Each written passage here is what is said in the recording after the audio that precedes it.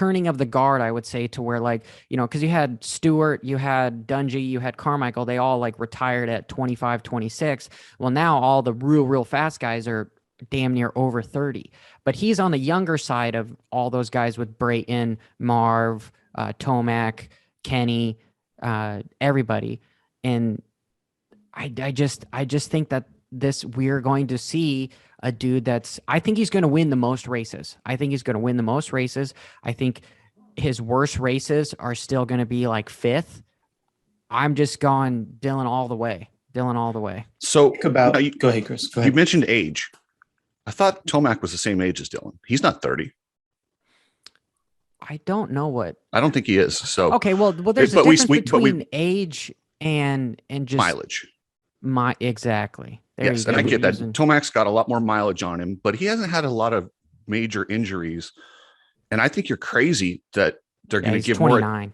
He's 29. I think. Yeah, so I think he's the same as Dylan. So you're crazy saying that Dylan's going to get more attention from the team than Eli. Are you kidding me? That was the whole reason Eli came over there. He's going to get attention. If he's not, they're going to get in there and find it. Like he brought over his own suspension technician. They're putting a lot into Tomac no matter what. If he's 5th, 6th, 7th, he's still going to get more than Dylan, or at least the same amount. Yeah, Roxon's 27. Dylan is 27 as well. Okay. Who do you think has got the biggest smile on their face right now?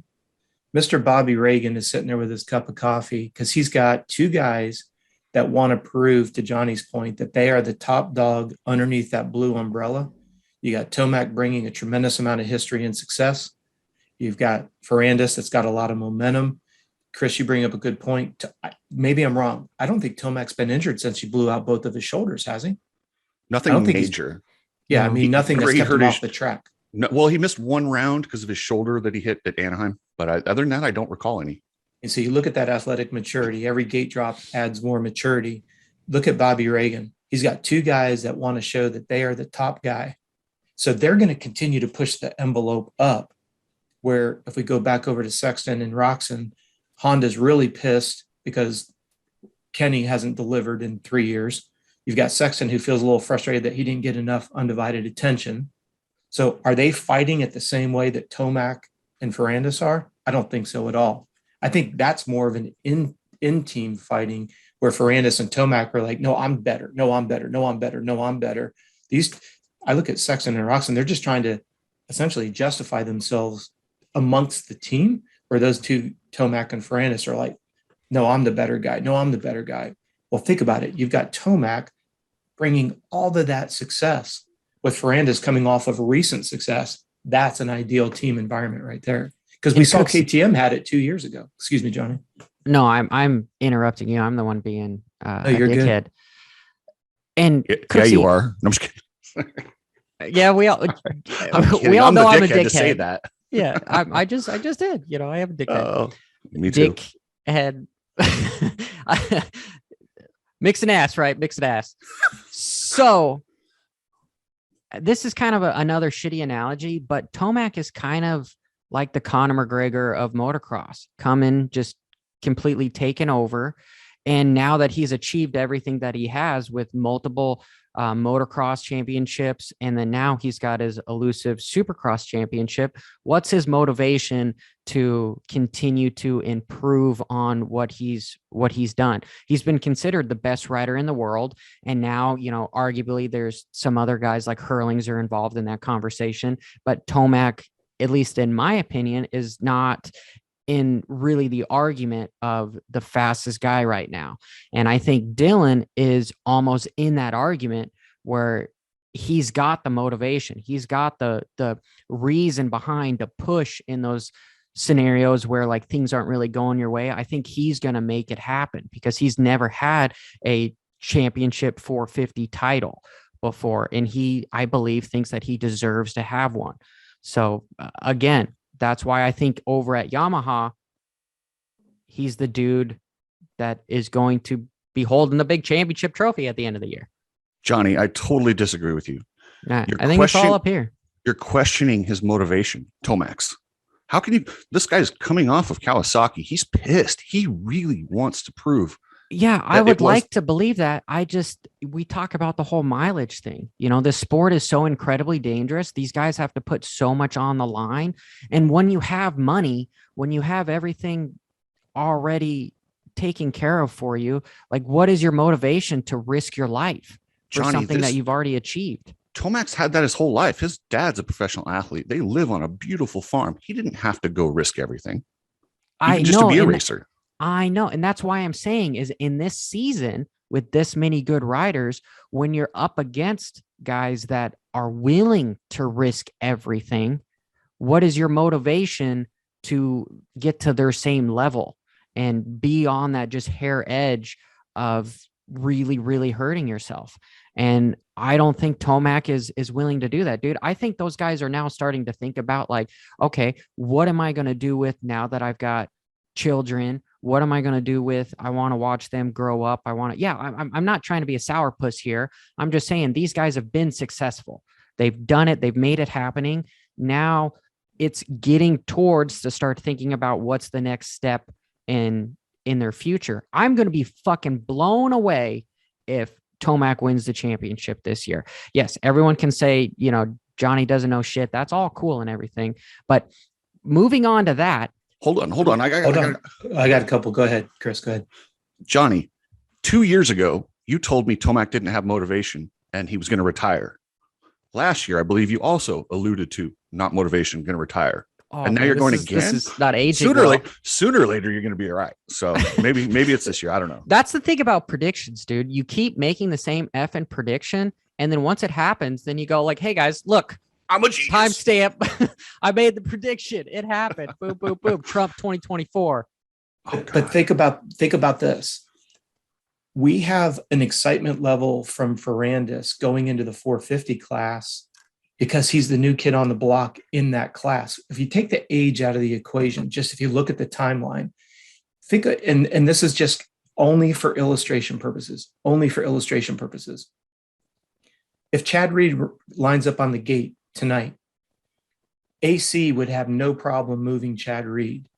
Plessinger would have no problem moving Chad Reed. But go back 8 years ago, and it's like, oh, don't touch. That's Chad Reed. Don't touch Chad Reed. Chad Reed's the beast. I think this is the year that Tomac is going to get moved because people go, it's Tomac. Where before it was like, whoa, don't touch Tomac. I think Tomac doesn't have that excitement. Chris, you're exactly right. A lot of motivation. But will we see it? I think that he will come out like a caged animal. But I think when he gets pushed and gets pushed around very early in the series, he's going to be done because he's going to realize he doesn't have that enthusiasm. He doesn't have that, I want to fight back. To Chris's point, I've got a child, I've got more money, I've got all the success, I've got all the accolades. It's going to be that paradigm shift. I hate to say it, when we saw Chad Reed start to go down, where people weren't afraid to bump him instead of everybody staying away from him. And I think this is going to be the year that we see Tom again. Would anybody be surprised to see him come out and win? No. Do we know he's capable? Yes. We saw it all last year. Who are we going to see? We joked, if he doesn't win, who cares? If he does win, look at me. But I just think that as you guys have alluded already, at Cowie, AC and Anderson, at Honda, Sexton Roxon, KTM, Webb, Plessinger, and Marv. When you go to Yamaha, you've got Ferrandis and Christian, get to Husky with Malcolm and Dean, and obviously Barsha with Gas. Not one of those guys now are afraid to put Tomac on the ground, where 3-4 years ago, nobody would have touched him. I agree. And I'm just, since we're talking so much on Tomac, this is the shitty thing where, you know, everyone in the comments below, let me know how fucked up all my predictions and shit. All right, it's okay. Hey, don't say that, man, because you and I are on point for both. We got to make some sort of bet here because you guys are dead wrong on this one. I'm sorry. This is more. Tomac is. I'm going with biggest disappointment. Let's talk about biggest disappointment. Tomac is going to be my biggest disappointment. The reason why, Cooksey, he's my biggest disappointment is because just the reason why you're fighting me so hard on this is because everyone expects him to win. Everyone expects that he's going to be the dude over there at Yamaha, and I just don't think it's going to happen. I think just what Rob is saying, there's a paradigm shift going on. The motivation might be there, but I think this is the hardest season for Tomac because he doesn't just have the sheer Tomac shift to gear raw speed that he used to be like 2, 3, 4 seconds a lap faster than everybody. There's riders out there that can match that kind of pace. And when shit gets running, they can turn that switch on and ride that real ragged edge. And Tomac is going to have to compete with guys that can ride that ragged edge. And for there, I think he's just going to, this is going to be a make it or break it season for Tomac. I really, really think, yeah, granted, we could say I said that 2 fucking years ago, Cooksey, I'm not going to even go back and look at it. There's so much more going on right now that he's my biggest disappointment. That's it. Digression over. Okay, Cooksey, say a little bit about why I'm wrong, and then who's your biggest disappointment? Well, I think you're my biggest disappointment at this point. Get on the list. Okay. So no, Tomac, let's see, who won the last outdoor national? Yeah, Eli Tomac. You're not so making he a point. Doesn't Motocross have that. and Supercross is different. Okay. Well, you said 4 seconds a lap, so I assume because he's never done that in Supercross. I assume that was outdoor. Am I wrong? He's still hammered down where he's never been 4 seconds faster in the field in Supercross ever. Like that's just not. But okay. But I get your point. He's been semantics. Even if it's 30 not 30, a half a second faster on a Supercross track, you're looking at 30, a minute lap time versus 2.5 minute lap times. That's equivalent to 2-3 seconds a lap. So therefore, I'm arguing with you. Continue. I agree, but you're wrong. My biggest disappointment is going to be the entire Baker's factory. How long have they been the most dominant training team? And they've always had the best guy. This is the year. Wasn't that like even last year? They were kind of like the biggest disappointment too. No, they had Webb. Webb got a title. Yeah. Okay. I mean, I don't know how you call a champion the disappointment. Did I make him the disappointment? I don't think I did. No. Just continue on. Now you're making stuff up, Johnny. You're killing me here, bro. I don't. But no, I mean, they got Stewart, Plessinger. I love both those guys. And if either one of them stepped up and won the title, great. I would be completely ecstatic to be one of the best stories in the sport. I don't see that happening. RJ Hampshire in the 250s. I love RJ, but RJ's RJ. He's going to win races and be around, and he's second fiddle to Jet Lawrence. So, and who's, do they have another guy? They had Osborne, but he's out. So did they replace that coach? Max Volan. Oh no, really? I thought Max Volan's on KTM. He is. Yeah, he's there at Baker's factory as well. Oh, so he's got 2 250s and 2 450s. Yes, this will be the biggest disappointment. And I don't like seeing any young rider go on that program. I just don't think it's good for him. So that's my biggest disappointment, guys. All right, Rob, coach. Well, and I can show you my talking notes here because I'm not trying to mirror. Did I say that you're my favorite out of Cooksey and the coach, Rob? Have I told you that? Oh, Johnny, you're my favorite and my most hated. I like what Johnny said, add to the list. It's ironic because, like I said, I had Ferrandis, Webb, and Sexton, and none of us talked before the show. So it's ironic that Johnny, you and I have 2 and 3 together, or 1 and 2 together. My biggest disappointment I had was Tomac, and the only reason being is we don't know what we're going to see. For 2 years now, we don't know who's going to show up. Every single podcast, every online article, it restates the same thing. Could he win? Absolutely. Does he when he wants to? Of course. Do we know when he's going to flip that switch? None of us know. I don't think he knows. And going back to what we just talked about in the last subject, when you look at the idea that he's got a little one, I don't think the second one's been born yet, but 2 little ones at home, starts evaluating the risk benefit. I just don't see him being the guy that we think, and I think this will be the last time we see Tomac. You guys, hold on. I'm going to go because you're going to say the same thing, Johnny. No, I'm not. No, I'm not. You guys are haters. And what you guys aren't paying attention to. Now you're sounding like Tomac. Now you're sounding like the keyboard only warriors. T-shirt I own of a professional Hey, this is 2-on-1 here. One at a time. Tomac. One at a time. But when you use the word haters, because I'm we kidding are not. when I say that. No. I know you are, but trust me, the keyboard warriors will go off on that whole word. Oh, no wait. Warriors. Tomac fans are going to crush you guys. Oh yeah. Okay, absolutely. Cooksey. But hold on. Let me go back to why Eli's going to have a good season again. So when a UFC fighter, say they have a couple losses or a bad a bad run, they'll change weight classes, which is the equivalent to like a rider changing teams. You get a fresh coat of paint. You get to start over. There's a fresh new motivation. Will he be this motivated next year? I don't know, but he is this year. You guys are missing out. Yeah, no, okay. You're absolutely right, dude. Okay, but then when that fighter goes into his next 2 matches and loses those matches, that's when you start thinking in your head, like, man, Then it's career over. I'm not saying his career is over with. I'm just saying, Rob and I are not on the majority. And as Mark Twain said, if you find yourself on the majority, you should stop and reflect. And I think, Cooksey, you should kind of stop and reflect, see what's everything going on. I'm not on the majority. I'm giving you my opinion. The majority is that Tomac is the shit, which he deserves to be in the Motorcycle Hall of Fame. And he has done amazing things for the sport. And I don't need to talk him up. I'm just talking about the next season. I don't think he's winning. He's my biggest disappointment just for that reason, that everyone thinks that him switching this team is going to be some magical moment that he is going to Bubba Stewart the entire Supercross season. And I just don't see it happening. Well, let's not forget, I have him second. And now are you classifying anything other than a win as disappointment? Because I say top 3. I say top 3, and I think you guys are crazy for going outside the top 3. But I just don't see how, unless he has a mechanical, an injury, there's no way he doesn't end up in the top 3. Overall or every weekend? Overall. Yeah. I go back to Johnny's point when that UFC fighter comes back and loses the next 2 fights. Why did he lose those next 2 fights? It's that new breed of athlete that's coming in that's learned, watched a lot of tapes, learned what that fighter was doing, has done that plus a little bit more.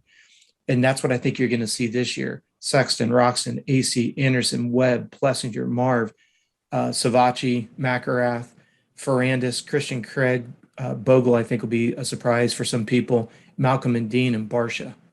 Those are, if you look at that, that's 15 factory riders that, again, we could sit here and go through all the age. Is Dean Wilson, does he have a lot of fight left in him? I don't think so. He tapped out of outdoors with, fatigue related issues. But when to Johnny's point about a fighter getting beat the next 2 times he comes back, it's because that new breed comes in.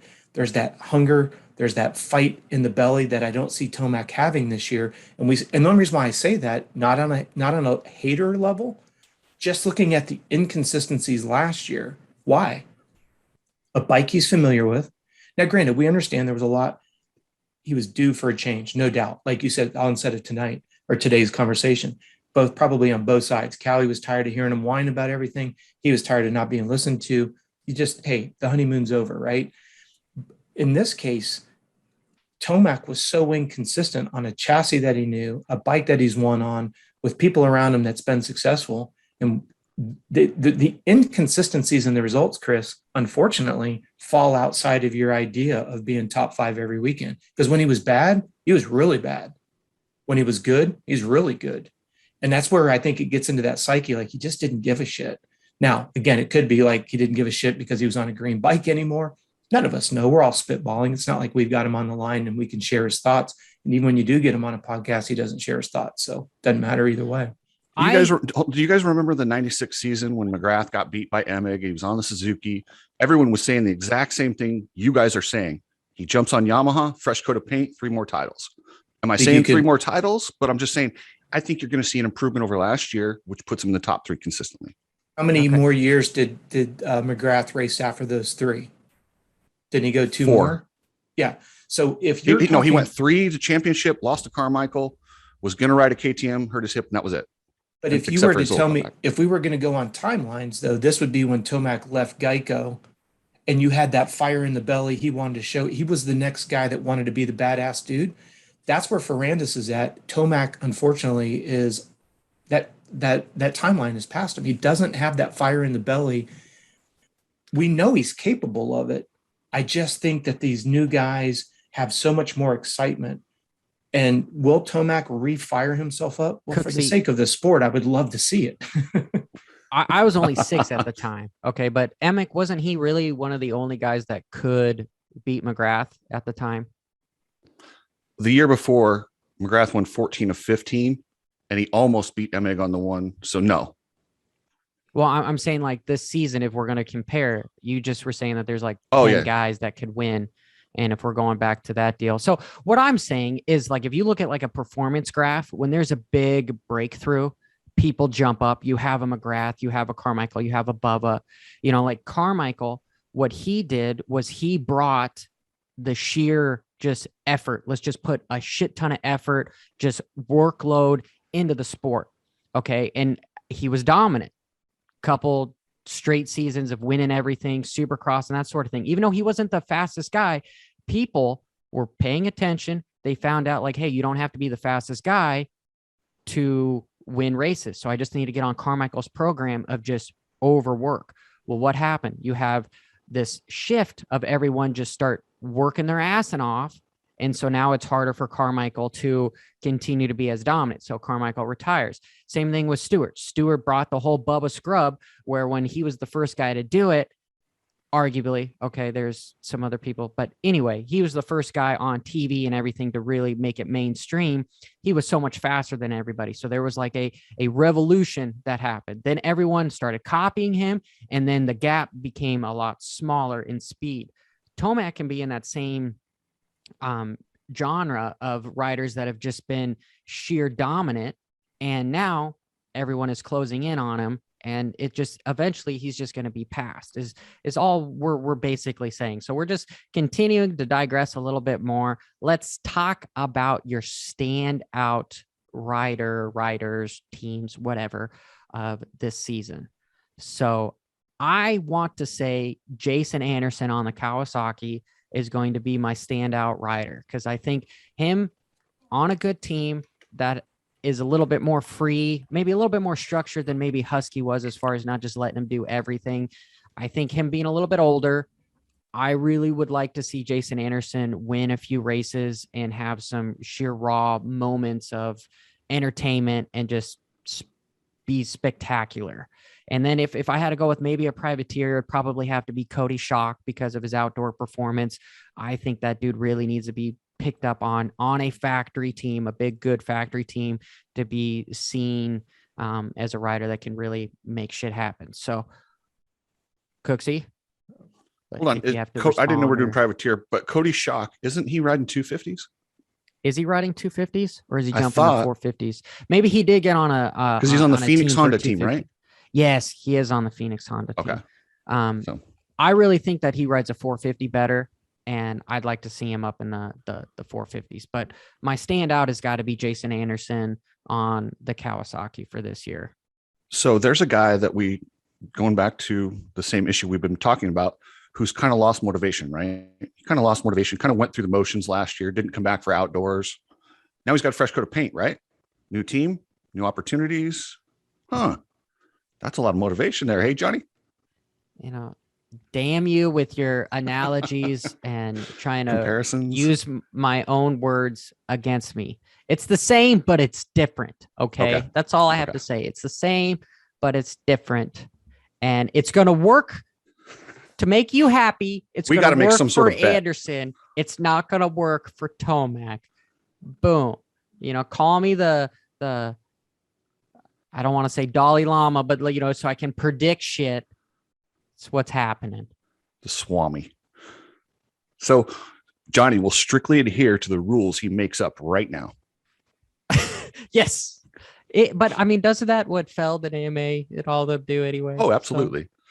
So. Okay. So moving on, my standout is a veteran, a rider that you guys probably think is on his way out. He's got a Supercross only deal.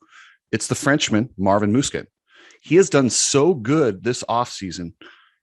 He looks ready. And the fact that they didn't give him an outdoor contract and really kind of shoved him aside, that's something that will give him motivation. Now, did he not want the outdoor? Because that's a lot of just time on the bike. And he wanted it, but they wouldn't offer it to him. Supercross only. He wanted it. It was insulting in my opinion. And it was like, well, okay, we'll give you, this ride only, and we're bringing in Plessinger. And I'm not going to lie. I fully expect Marvin to be ahead of Plessinger 9 times out of 10 in this season. So, I do. But yeah, he's going to get some podiums. I mean, people forget he won the last Supercross last year. It's not like he's that far from winning. So He's just he will always go down until he changes it as the bridesmaid, because he was the bridesmaid to Dungy, and we saw him get taken. Like, I'll never forget that when Stewart, the lapper, got in his way and Dungy was able to pass him, on like the last lap. Like, that was it was hard to swallow. We talk about like the whole finite of opportunity. That's where a little bit of the luck comes in hand. And I'm digressing. Rob, coach. Well, here's the funny part. Again, the three of us haven't spoken beforehand. My original standout was Anderson. You chose him, so I chose before Chris started talking. I chose Marvin. He chose Marvin. So just to try to break up, so we each have our own little guy. My first was Anderson, then it was Marv. And the reason why I go with Marv is, he's picked up DV as his riding coach, and he's parted from the Alden program. So again, I think he's going to be fresher. He's gotten kind of dicked around on his contract. So my next standout, just to be different than you guys, is Malcolm. It's the structure for Malcolm is going to be good up to a point. I think that if Malcolm can adhere to the structure, could lose a few pounds, and can kind of get that fire in his belly. There's been a lot of keyboard experts that are saying, hey, now that Malcolm's got both Supercross and outdoors, and he's got a 2-year deal, we'll see a revised Malcolm. So let's throw him out there. I'll put him out there as my standout for 2022 if all things go well. See, I almost had him as my biggest disappointment, because everyone's like, oh, he's going to be in shape. He's going to be in shape. Well, let's not forget, he was in shape with MCR. Tony Alessi had him on a program. He looked good and came in and he did good. But I almost think that's the ceiling for him, is 5th to 3rd. Like, to me, that's kind of the ceiling. He may have one breakout ride and win, which I would love, and it's so good for the sport. But I don't see much of a big improvement with him.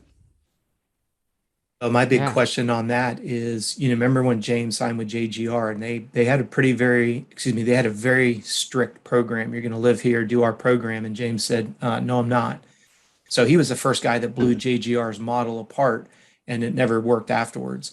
Are we going to see the same thing with Malcolm, where Malcolm pulls the, I'm a Stewart, you're not going to tell me what to do. This is not for me. I'm going to go do my own thing. I mean, history speaks that the Stewart name has a lot of clout to be able to do whatever they want. I don't know. Malcolm, no, not unless you're winning titles. You're not doing that. That's the $1 million question, right? Because if he comes out and is doing well and then how many podiums has Malcolm gotten in the 450 class? I think 1. Yeah. So stand out if he can get his ass on the podium. Well, again, we're back to another guy that has probably more talent in one finger than a lot of us have in our entire life.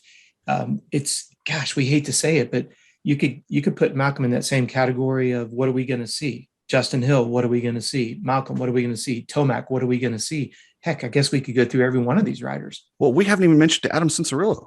Well, that's what you took the words right out of my mouth. We know, but no, to your point, we know he's capable of winning, but we have to go off the last 2 seasons that he hasn't finished healthy. Now, that's not a lack of talent. That's not a fitness issue. It's injury related. Again, I've already given you my opinion on why these injuries are happening, but it's awfully consistent amongst every colored team. Look at the attrition rate we had in outdoors last year. We had more guys factory not racing than we did racing. And you're going to tell me that they're not fatigued, overworked, underfed. I mean, they're just overextended all the way around. Yeah. And I consider program, the series program, all the above. Go ahead, Johnny. Excuse me.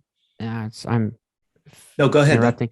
My definition of like a standout for this season is it's a surprise. It's a surprise. AC would not fall in that category because it's not going to be a surprise that he's going to be top qualifier and potentially be fighting for wins. Definitely going to be fighting for some wins. That's not a surprise. Malcolm Stewart fighting for wins, fastest podium. That's a surprise. Jason Anderson doing the same thing. It's kind of a surprise. Well, AC finishing a season would be a surprise. Okay. Yeah, that would be. It's just, and I hate to say that because I love that kid. I still see him on an 85. He'll always have an affinity for me. And as I've teased, even last year, I chose AC, because I really believe that he's got the talent. I know he's got the work ethic. I don't know this whole Nick Way versus his own dad. That's a pretty sticky subject. which I know nothing about. I've not had lunch with Alan or anything. I still don't understand how that dynamic. I know AC needed to grow up, but why would you completely change something that you know's worked all the way up to the All right, so highest level of elaborate success? a little bit for everyone, including myself. Is he Well, having issues with his dad? No. This goes back however long ago, Chris, did Nick Wade get moved into AC's program? Back in 250 days? Yeah, Yeah. it's been like his second to last or last 250 year. He wanted to be his own man. Alan was over there and he wanted to be his own man. So he kind of made some changes. Is that right, coach? Yeah. So, Johnny, think about it this way. Your dad brings you all the way up to essentially a pro circuit Yeah. ride. And then he decided to put Nick Way in there.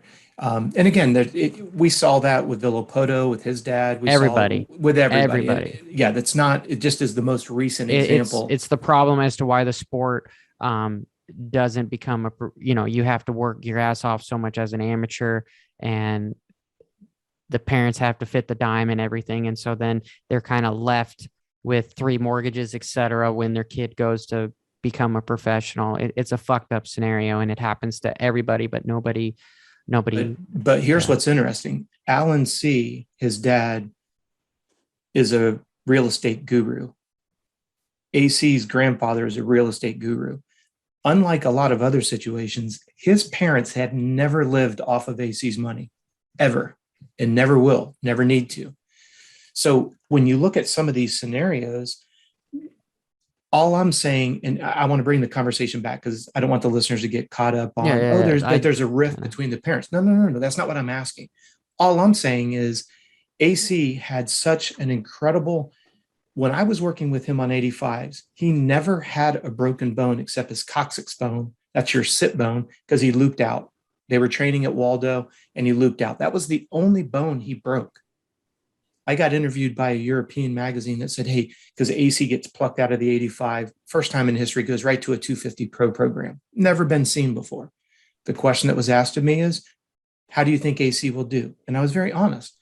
My biggest litmus test for AC is, how's he going to handle the disappointment of a significant injury?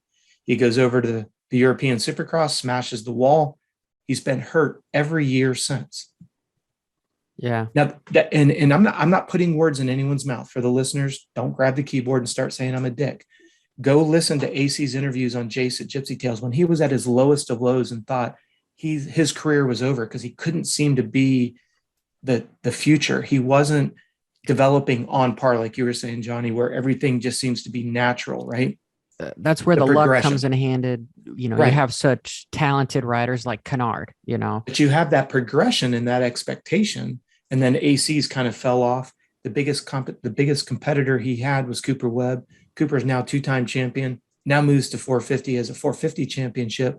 And AC, his own words, I'm paraphrasing, was like, I think my career is over. I don't know if I'm going to be re-signed. Because he had just thrown away that Vegas championship. Mm-hmm. He was completely frustrated. My point is this: the surprise of AC finishing a series.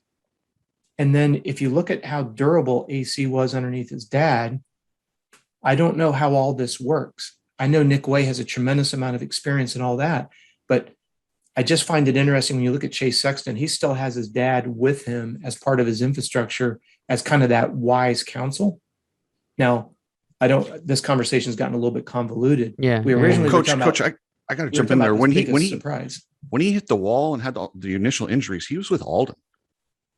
That's my point. Fragile, undernourished, right?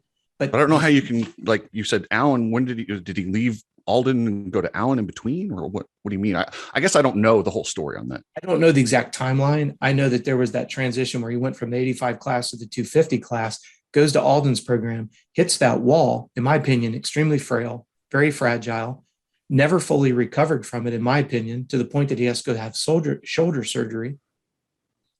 My point in this, that's why I'm saying it's gotten convoluted. I'm just saying, surprise-wise, AC finishing a season was a huge surprise.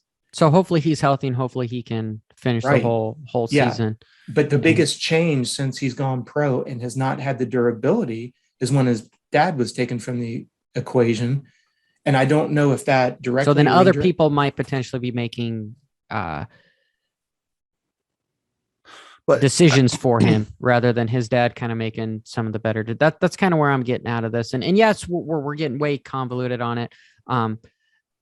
Just would I love guess to we could see say one AC more get thing. to his fruition. That's all, because I know he's got the potential. In his potential, because he can definitely win. Like, watch, Oh. we're all gonna watch him win the championship. Easily. Yeah. And Um, Nick Way is a great guy, and he's done good things. We've seen what he's done with McAdoo and the others. Go ahead, John. Yeah, and we talk about at the beginning of this that sometimes a rider doesn't make a good coach. I would say Way, on the other hand, sometimes he might not potentially be a better coach than he was a rider, which is saying a lot because he was a very, very good rider. Full episode will be posted on my YouTube in the next few days, but the link is in the description if you want the full podcast, just in audio formats from Cooksey and the Coach. Merry Christmas, bro.